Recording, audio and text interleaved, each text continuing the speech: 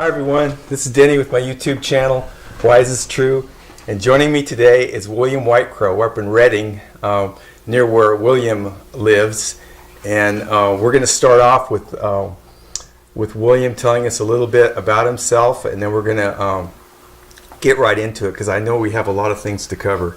So thanks for joining me, William. I really appreciate it. It's a pleasure and everything. Yeah. When you first gave me the phone call, I was thinking, okay, let's find a place where you don't have to drive down my road because it's all muddy and everything. But yeah, it's a pleasure, definitely, to be here. All right.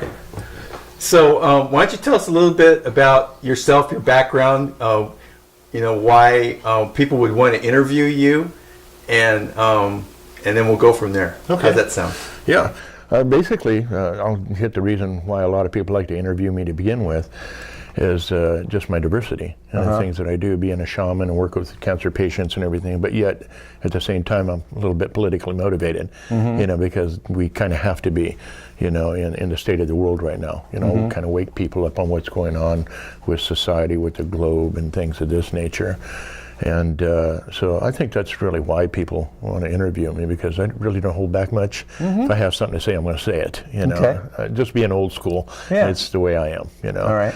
And basically about me, I've lived on the Indian reservation for quite a few years when I was young and started understanding their ways. One side of the family was the Irish church and the other side was the native, so I had this great upbringing of chaos. I guess that's the way to put it. And so I learned both sides of scriptures, and actually to help a lot of Native Americans I had to become a minister so I can go inside the jail systems to help them, because until 1996 they didn't follow suit of any native belief traditions or anything like that in the penal system. Oh, I see what you're saying. Okay. So you had to become a minister to go work with the native peoples in their way, their ceremonies, their sweat lodges and things like that. Okay. It's different now, thank goodness, they can do it and follow their ways.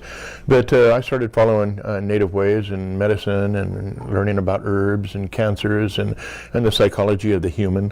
When I was very young in psychology, I termed a few things called locus effect as one, how people act in masses, across the planet and things. So that's always been very like important collective to me. Consciousness. Very much so, much so, and I think that's the deepest aspect of us. We can do so many things. You can actually change patterns and weather and things on mass consciousness level, and this is what we have to understand. And that's been my whole life, is getting deeper and deeper within myself and other individuals, so they can feel that energy with themselves. I call it taking back your power. Yes. Because we give so much away in life, and we always worry about, how do I look with others? Am I dressed right today? Is my hair cut? Things like this. Me, I don't care. Yeah. I like people that are themselves. Right. I mean, if you're doing a show or something, you want to dress up or for the thing. But in your regular everyday life, be comfortable, be who you are. Right. And I think that's my biggest thing that I want people to understand about themselves. Start being who you are. Right. That's why the world is messed up. We're trying to be somebody that we're not. Right. So that's kind of one of my things. And I learned through meditation and through doing many, many ceremonies, and yes, that's doing the peyote and everything.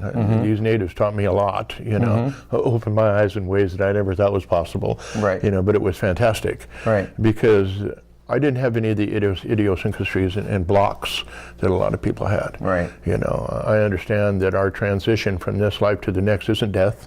Right. It's just a transition. Right. We do live forever, things of this nature. So I think, that's where I went there most of my life. And when I got in the service, that was a whole other reality, because then I started dealing with projects, limited access projects and things of this nature, which taught me the other side of the world and a very deep level of what's going on within our society and out there, So my thing is lots of training with all my life in shamanism. And like I said, I had to become a minister, but I try to show people that religion is a stepping stone, until we get to the point where we understand who we are as a spiritual being.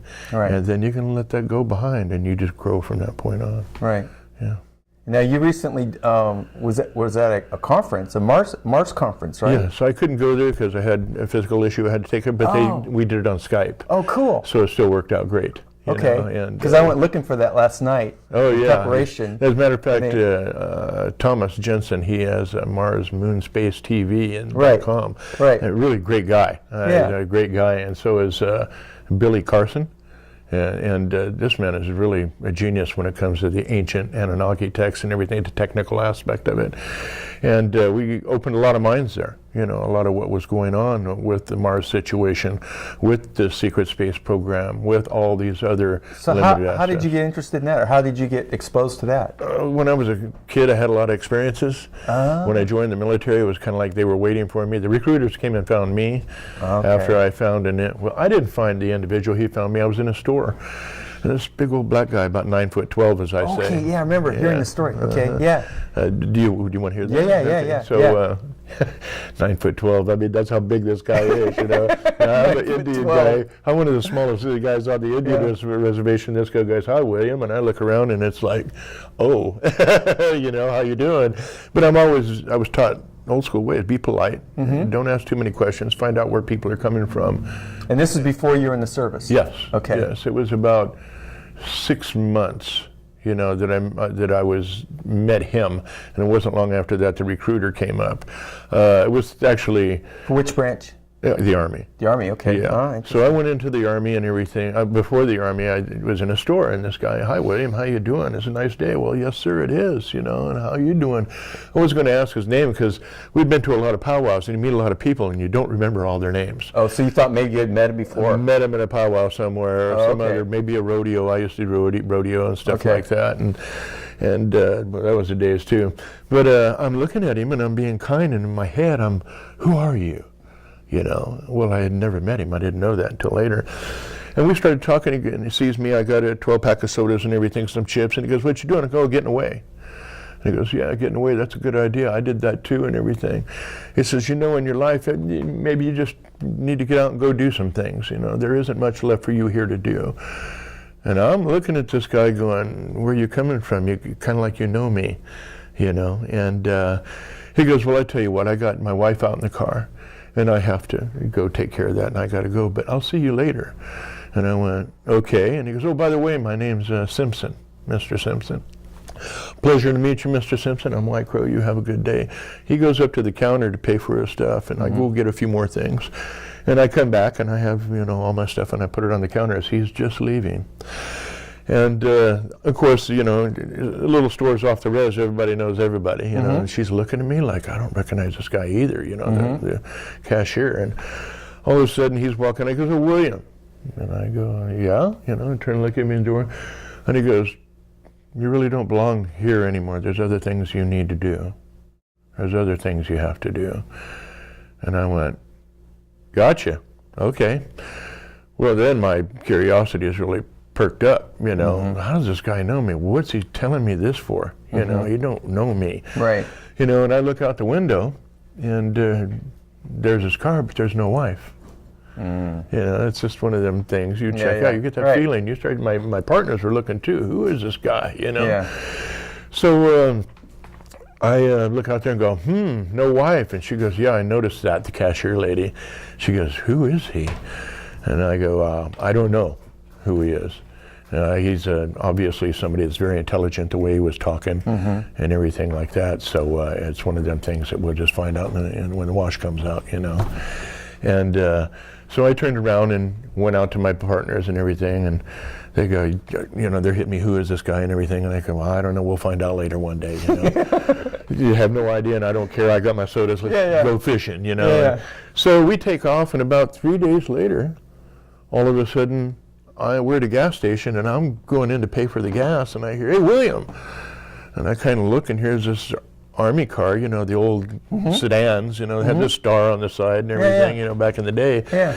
And I look, and he's got all these medals in his, uniform on, and I'm thinking, "Oh, hey, boys, soldier boy here, let's have some fun." I'm thinking in my head, and we're always kind to soldiers. We always love soldiers, And because most of us were, I went to Vietnam and everything too. But Oh, by that time you had gone to Vietnam already? this is after. Okay. I'm just All right. saying we've Yeah, a lot of our people did go to Vietnam. That's why we had such a synchronization with the soldiers. Okay. They're coming back and they have problems. We take them to sweat lodges and help them get through the turmoils that they went through, which right. I had to go through when I came back. So when you met him, was that during the Vietnam War? Or that second time? Okay. Yes, this is just before I went. And everything. So the recruiter's there.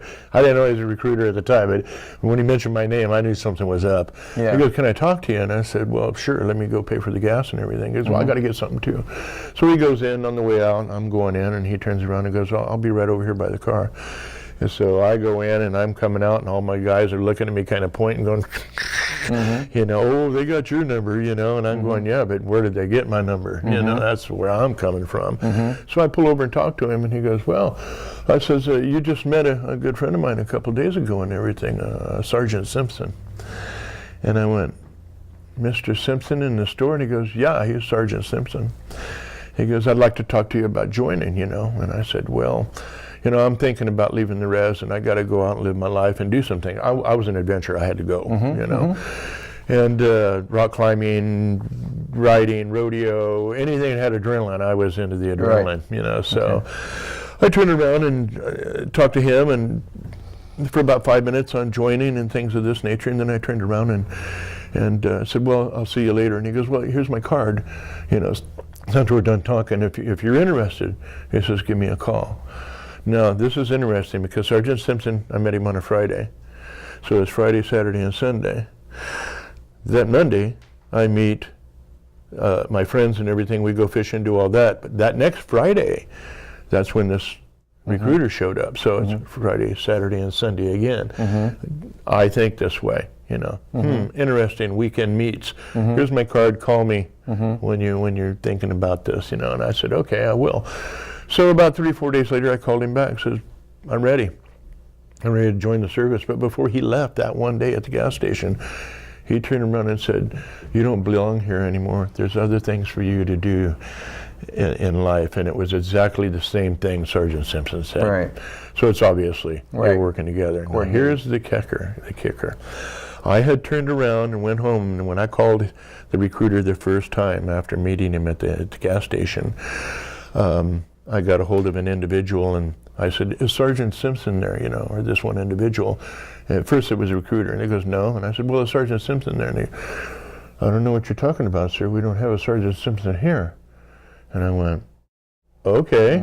Immediately, the brain starts clicking. And so-and-so is out getting lunch. He'll be back in 30 minutes. So I waited 45 minutes, and I called back. He still wasn't there. And I said, "Okay, I'll call back again later." So I had to turn around, and I waited, probably another hour after I called him the second time, and I got a call back. I said, "Hey, how you doing? I'm ready to go. What do I need to do?" And he goes, "Well, I'll tell you what, I'll come and get you." And I said, "Well, let me make ends." And he goes, "Well, listen, I'll keep you at my house for 3 days. You can take care of all the things you need to do and everything, and we'll take care of that." And I said, "Well, where's Sergeant Simpson at?" "Oh, he's sitting right over here," and everything. And we'd been kind of waiting for your call and everything. He wasn't sitting there because the other guys just told me. They said, "There's three guys of us here. We're white and one Mexican, and so there's no 9'12" black guy here," because that's the way I described him to him. Big guy, can't miss him. So here I got recruiters. I was saying no, and I got the other individual saying yes. So it was obviously he's part of a bigger deal. So he came up and got me, and I spent 3 days with him. Next thing I knew, I was at the receiving center. Next thing I knew, I was at Fort Ord getting trained. Fort Ord? Fort Ord. Okay. Right after that, within a week, you get 2 weeks of, I call it detention. You got to stay in your little deal for in case you're sick. I ended up in a room within a week after that, with 3 other individuals, all super clean cut, glasses. I was thinking CIA, something off the top, federal something, because the Indians were used to standing up against the fence and stuff, So next thing I know, they're asking me questions about my youth. He takes me over there in his car, and they're talking about my youth, and they're telling me things that nobody should know. Right. Nobody should know. And then they asked me about my experience in my dad's place, my experiences there, which is my first major close encounter with the others, as we call them. We call them extraterrestrials, whatever anybody out there wants to call them. Right. They were there. Not humans. Not human, not human. And I could feel them coming because of my training all the time growing up. Right. You know, pay attention to, keep your head on a swivel, because we don't see the world as just this physical thing right here. The non-physical and the physical is one world. We just don't pay attention to it. We probably pay more attention to feeding this thing than we do feeding the other thing. You know, so they started asking me questions about on my dad's ranch. And I'm like, how in the heck did you know this? It is impossible for you to know in my head. You know, so I answered their questions, and I answered them truthfully. You know, and they looked right up at Simpson and looked at me and everything and said, well, welcome to the club. And I went, okay. Did you have lost time experiences? Oh, when you were young? lots of it, lots of it. As a matter of fact, my wife and I have talked to other family members. I remember maybe a little over half my childhood. There's a lot of missing time and everything. And so it was like, okay, I understand what that was now. You know, the memories have come back and everything. I've talked on many radio shows. Was your shaman training within the family or outside of the family? It was within and outside. It was? You know. Both? Yeah. Okay. I had a lot of elders, which I was lucky about because I was a little wild guy when I first got to the reservation, and they snagged me Still up got your real whole quick. ears? Huh? Oh, yeah. They should be a lot longer at the top, you know.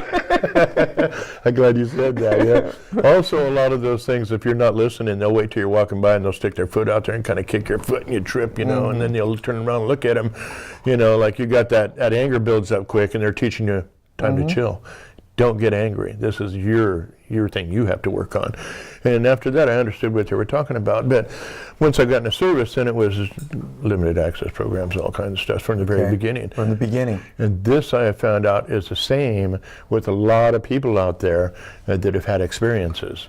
The military grabs them because they know they've already had experiences with the others, and they've either been enhanced or something of this nature.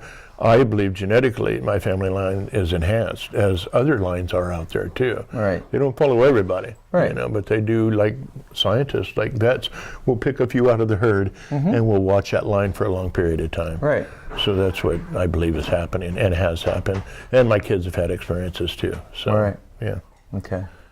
The other thing I wanted to ask you about, like, why should we be interested in Mars? What's important about Mars? Oh man, that's the million-dollar question.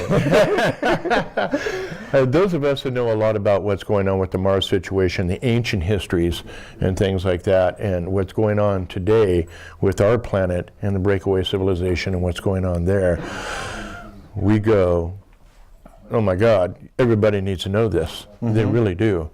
Because our history is wrapped up in Mars, our ancient history. All right. Now we talk about the Anunnaki and we talk about a lot of other people in situations, you know, extraterrestrials and everything, but when it comes down to it, the Anunnaki in the ancient days when they were coming here and everything, they turned around and they talked about Mars being the 7th planet. Now the only way you can know that is if you're coming from outside in.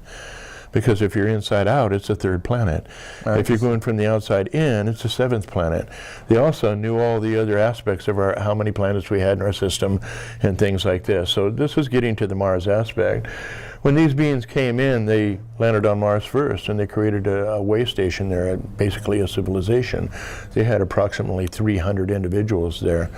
Also, when we turned around and left there and came here to Earth, they did. You know, they were coming here for monatomic gold and things of this nature.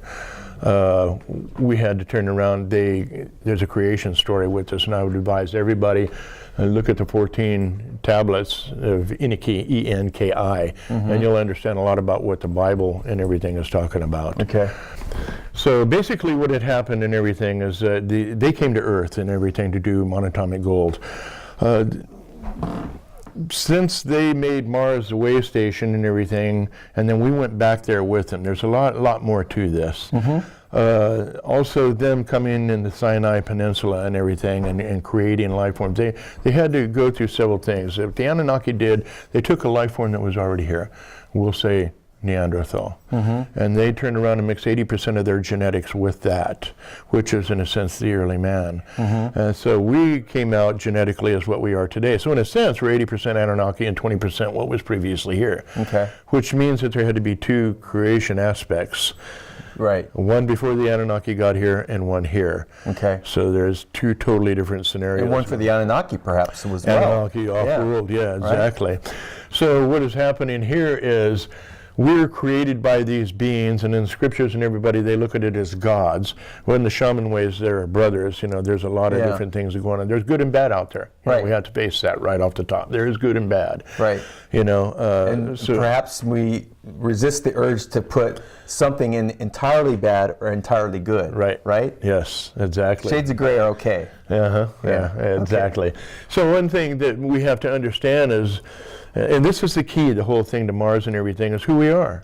We are not from here. Right. You know, the civilization that we originally grew from was on Mars first before it did anything. Massive structures and everything. And these beings were huge too. They're very big. But their technologies of anti-gravity, of genetic manipulation, of all this other stuff was lost. And that's the one thing that humans have to understand. We're regaining that now. We kind of de-evolutionized, right? You know, and now we're coming back up that curve again. Right. And the thing about it is, there's been several times when mankind was destroyed, you know, the civilizations and everything, and we have to understand that we're at that apex again right now. And our technology and everything, where we could go either way. Right. And that's very important for humans to understand right now, very, very important.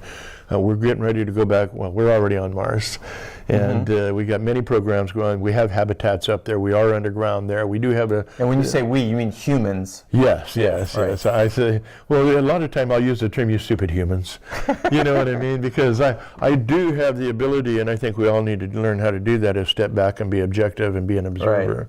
Right. Yeah, and I have a sensitive issue around the use of we, because people like to use that a lot when they speak about the United States. And I say, well, because we've all been trained to think that we are the government. Well, we're not the government. We're subjects of the government. So when you say we, be careful, because there's the population of the U.S. that, you know, some of us are still learning a lot of the stuff that you're talking about. And there's the government, which is an entirely different beast. Oh, and totally. So be careful with the word we. Totally. You know, I worked with the government for so long, I understand that it's they. You know? Right. To me, it's nothing with we, you know, but I understand what you're saying. Okay. When I'm saying we, I'm talking about either the human or the human extraterrestrial aspect. And the reason I do that is because I don't see a separation. You know, we still have contact with these beings. They still contact us. They still work, and they're not going to the governments. You have an aspect of them that are negative, and they are working with those elite aspects, controlling. Because facts are, we have to understand that our religions and our governments and our laws all came from these ancient civilizations that were non-human, that turned around and taught us this is what you do. And even gold. You know, we have this fascination with gold. Why? It's genetically in us, because we have our spiritual memory of all times and everything. We have our physical memory of this world right now, and we have genetic memory of everything in the past, all of our ancestors. Right. And this is another thing I try to teach people. Sometimes you'll get this feeling, and you'll know something, you better pay attention to it, because that's your ancient ancestors' memories there. That's where our intuition and things of this comes from, because you know. So do you see that in the current times that we're in, that's coming? Yes. That's bubbling up for a lot of people now. Oh, big time. Yeah. Big time. And it's fantastic, because I'm watching people sit. One of my friends was sitting at the table one day, and he just asked me a few things about the Anunnaki, and I told him. About 20 minutes after he leaves, and I get this phone call, and it just hit me. I do have these ancient memories. I know what they are now. And he was just so excited. He talked for 20 minutes. I didn't even get a word in edgewise, which is fine, because he finally became aware that little switch in the DNA or whatever. And see, that's a lot of things that are happening in the world right now are happening because they're keys. Key factors happen in our life. They'll switch our DNA or our genetic things on and off factors. And I see a lot of that happening in the world right now. Right. And that's why, you know, I call it the locust effect. You see it happening in every government around the planet right now. We've evolved to the point now of understanding and knowing without knowing.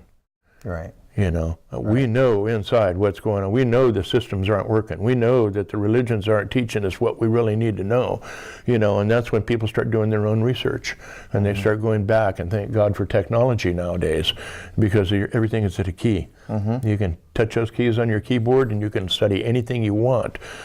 You have to be careful because there's a lot of bogus stuff out there, but you'll know. You'll know inside your heart, and that's pretty much the way that is. As far as there is a segment, and go to the Hopi traditions now. We have to go there, and I believe they're 1,000% right, and I know they are. I know they are.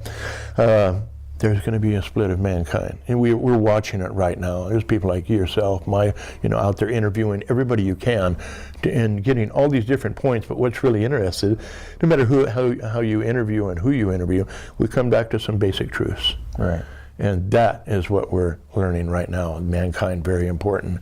What I've seen in the future and the time aspects and everything, we better do some changing right now, because we've got some very difficult and hard times ahead. And it's going to take the spiritual aspect, not a religious aspect. Right. Religion I see as a stepping stone. I'm going to say it's an evil, dark thing and everything. All of us go to church and learn certain things to a point, and then we break free from that. It's like your mom teaching you how to swim. Well, you got to do this and kick your feet and everything, and then after a while, you don't need your mom to swim anymore. Right. Because you're out there doing it on your own. Right. And that's where we're at. We're at that apex of separating away from the churches and the control structures and the laws and governments and everything, becoming a higher class society. Now, the civilian population will become a higher class society before the governments do, because they're trying to control. Right. And we're seeing that breakaway right now. By leaving Standing Rock, that's another thing. People are starting to stand up now. The veterans are there. So things got to happen. In this elite status, they're just showing us more and more that they're not needed anymore. Right. And that's why you're seeing the craziness in the elections and things that were going on. Right.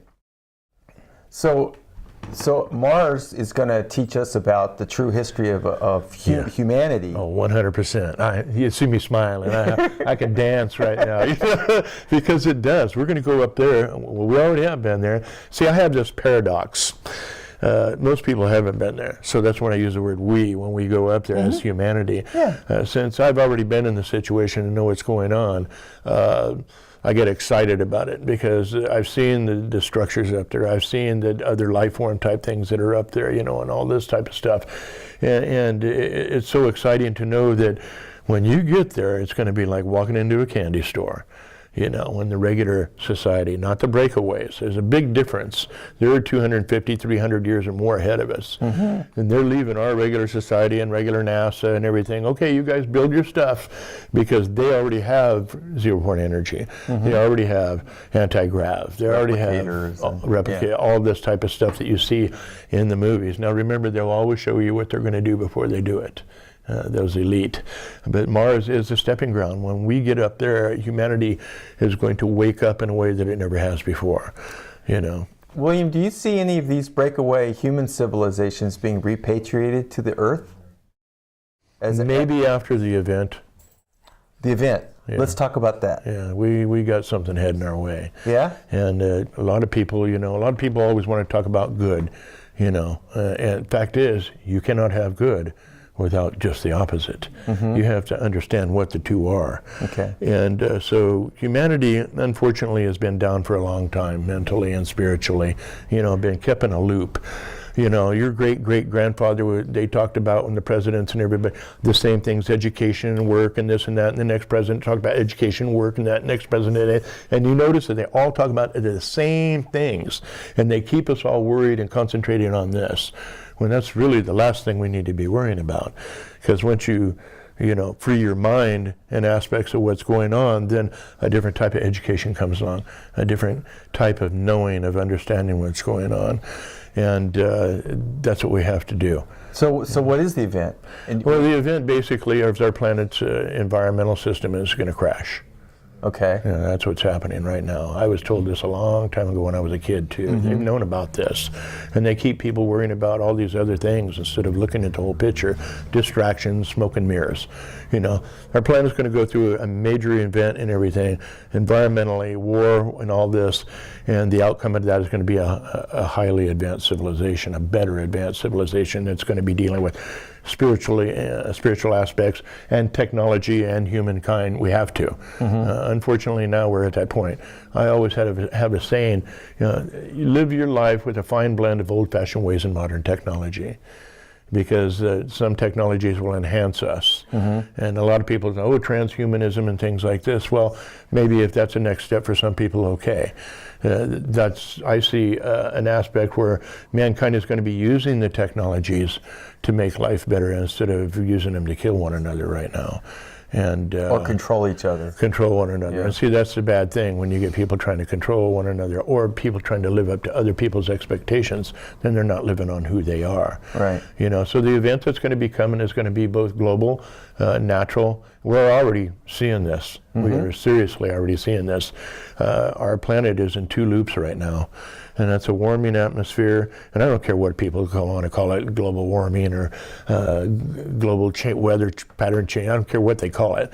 It's happening, right. And that's what we have to pay attention to. Apparently happening to the whole solar system. Oh, yes, it is. The entire whole solar system is warming up. Right now, our entire solar system is going through a high energy cloud, galactic cloud as well. So you're hearing things from the sky, sounds now. You're hearing things from the earth. A lot of changes in the core are taking place. And I see it as good. And you see my post on Facebook when people say, oh, we're going to have earthquakes and we're going to have these volcanoes. And I'm saying, bring it on. Yeah, hallelujah. You know, bring it on. This is supposed to happen, you know, and this is a time period you should be looking forward to, you know, and I tell people to prepare and stuff. And the reason I do that is because back in the old days, as in the future, they will be doing the same thing. You know, you'll be, in case a disaster happens or something, it gives you confidence. It gives you, see, I almost was an Italian there. It gives you the confidence and the understanding and the ability to look at other people and feel their energies and help them. See, this event that's coming is going to break society in two. You're going to have those, as they're going back to the Hopi, that are going to follow one path of existence in life, and the others that a lot of people like to call them sheeple, you know, and things that are going to stay right here, following their governments, following their religions, following this, and they're not going to evolve. That's why things de-evolved with humanity. Right. Is because of that control, dumbing him down more and more and more. Giving their power away. Exactly. Right. And right now we're at that apex of humanity. Everybody's starting to realize, wait a minute, I am somebody. I do have power. I do have ability. But I had to walk away from all this you've taught me to understand this. Right. And It's I a had big to, package. Yeah, and I had to go to some old man or some old woman sitting around a campfire to learn the truth instead of in our schools. You know, so there's a big difference there. And that's where the shamans come in. Right. You know, we're out there, and medicine people of all types, from all races, all religions, are out there saying the same thing. You know, and that's kind of what I call the savior of humanity. And that's where we're headed right now. But we have a very hard time coming. The events that I've seen in the future, 2045, 2050, the earth was not looking very good at all. But there was an enhanced society, you know, of spiritual people. But they didn't really look at it as spiritual at that time because that's the way they lived.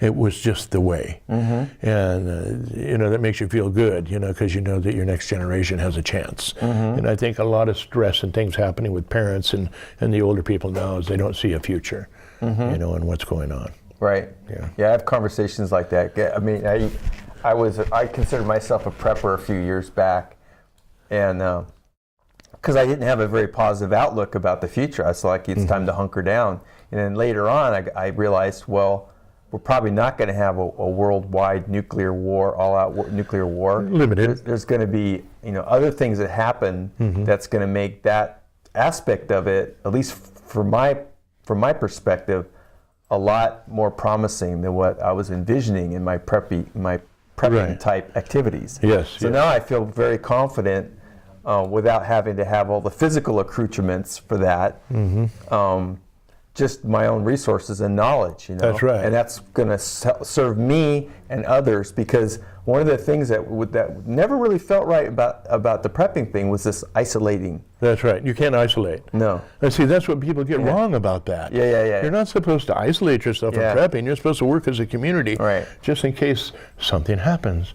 You're not preparing for the end of the world. Right. You're preparing for just a bad day, or a right, bad week or whatever. Back in the old days, our grandparents, they put stuff in the cupboard and everything because they didn't have stores, and they couldn't run down to Kmart and get a new thing of butter. Sometimes they didn't have a refrigerator, right? So they're pickling things. And, so they had to learn things to make food last for a long period of time.